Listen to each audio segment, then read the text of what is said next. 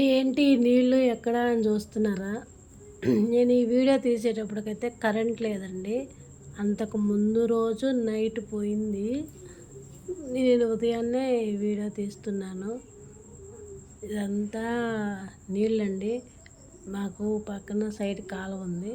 ఆ కాలువలో నీళ్ళు వర్షం బాగా పడింది కదా, ఆ కాలువలో నీళ్ళన్నీ ఇలా ఇళ్ళల్లోకి వచ్చేసాయి. ఇవన్నీ నీళ్ళ భయం. సడన్గా ఇలా వచ్చరికి ఎక్కడ ఏం పెట్టుకోవాలో తెలియలేదు.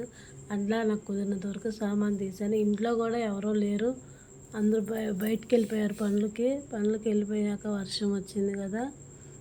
ఇంకా ఇదంతా పక్కన మెల్ల అండి, మెల్లలో నీళ్ళు ఇలా వచ్చాయి. అంతా సడన్గా జరిగిపోయింది.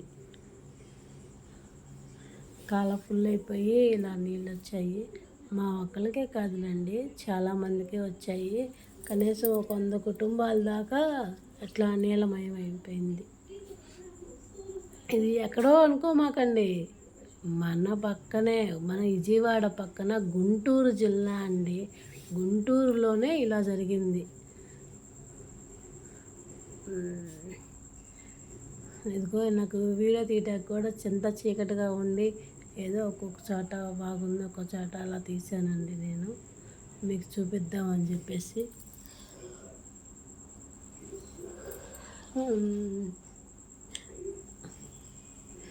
ఇలా అయితే మా ఇంట్లోకి ఇలా నీళ్ళు వచ్చాయి.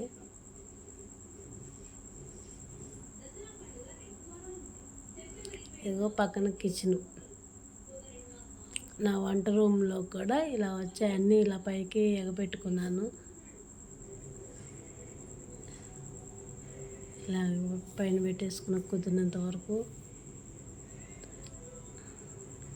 నాకు ఈ వీడియో తీయాలన్నా పక్కన సామాన్ సర్దుకోవాలన్నా సపోర్ట్ కూడా ఎవరూ లేరు, అందరూ బయటికి వెళ్ళిపోయారు. ఒక్కదాన్నే ఉండేసరికి ఏమీ అర్థం కాలేదు. తెలిసిన వాళ్ళకి చెప్తే నెంబర్ ఇచ్చారు గవర్నమెంట్ వాళ్ళకు ఫోన్ చేయమని. ఇది మా ఇంటి బయట అండి. ఇలా కాలువ ఫుల్ అయిపోయింది. ఇది స్టార్టింగ్ ఇలా ఉంది, కాలువ ఫుల్ అయిపోయి అప్పటికే మాకు ఆల్రెడీ ఇంట్లోకి నీళ్ళు వచ్చేసాయి. అది చూడండి ఇంటి ముంగల. ఇంకా రోడ్డు దాటలేదు, రోడ్డు దాకా గేటు దగ్గర ఇదంతా నీళ్ళు. ఇలా అయితే ఉన్నాయి స్టార్టింగ్లో. ఇంకా గవర్నమెంట్ వాళ్ళందరూ వచ్చి కూడా పాపం బాగా వర్షం ఉన్నా సరే ఇలా వచ్చి చేశారు. ఈ గవర్నమెంట్కి థ్యాంక్స్ చెప్పుకుంటున్నానండి నా తరపు నుంచి, నా కుటుంబం తరపు నుంచి. ఎందుకు ఫోన్ చేయగానే వస్తున్నామని చెప్పేసి ఏమంటే వచ్చేసారు. ఒక గంటలోనే వచ్చేసి అంత వర్షంలో కూడా దగ్గరుండి పనులు చేయించారు. చూసారుగా, ఇందాక చూసిన దానికి ఇప్పుడు చూసిన దానికి నీళ్ళు ఎలా పెరిగిపోయినాయో అలా పెరిగిపోయినాయి.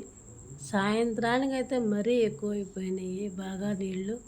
అసలుకి గొంది లేదు, రోడ్డు అని లేదు, అసలు ఎటు కుదిరితే అటు నీళ్ళు వెళ్ళిపోతూ ఉన్నాయి.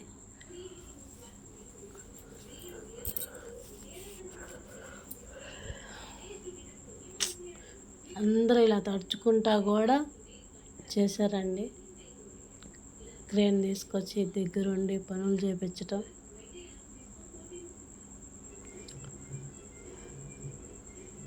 అవతలంతా కాలువలో తీశారు.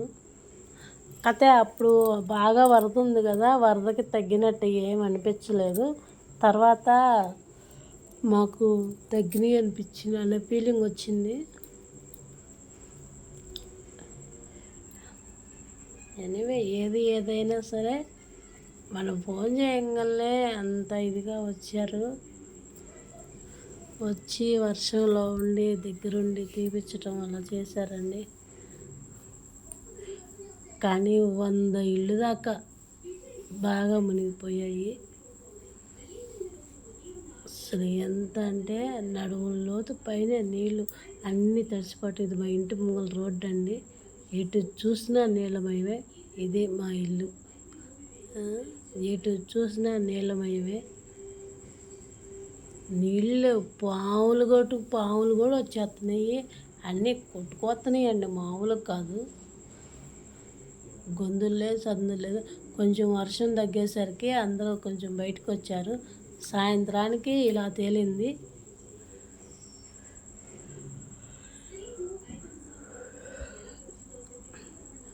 ఆ కాలంలో నీళ్ళన్నీ వస్తున్నాయి కదా, పిల్లలు కార్లు వెళ్తాకి బండ్లు వెళ్తాకి ఇబ్బందిగా ఉంటుందని చెప్పి అట్లా అడ్డం పెట్టారు టబ్బులు. ఇది మా ఇంటికి ఎదురు గొంతండి.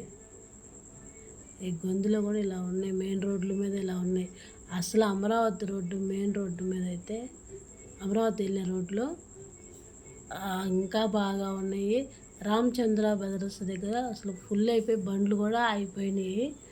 అంత ఇదిగా మా బావ అయితే బయటికి వెళ్ళాడు, ఆ బండి అక్కడే పెట్టేసేసి బండి తీసుకురాలేక వదిలేసి వచ్చాడు. తర్వాత వెళ్ళి తీసుకొచ్చుకున్నాడు నీళ్ళు తగ్గాక.